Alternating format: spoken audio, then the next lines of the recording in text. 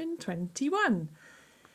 If this four-sided shape A, B, C, D is a parallelogram, then these sides are parallel, these are too, and BAC, this angle, is equal to ACD because they are alternate angles. We spot them by looking for the Z shape.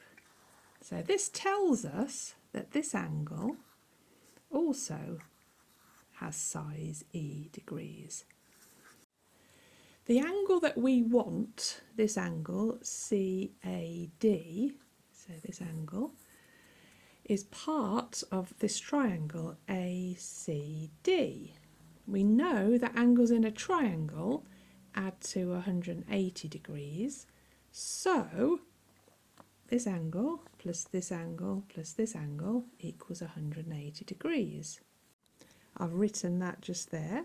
So the next step is to simplify. These two could be added together and then rearrange by taking 4e from both sides, and then we find out the expression for angle CAD. I'll just do that. And here's the mark scheme so that you can see how the 3 marks are awarded for this question. I hope it's helped.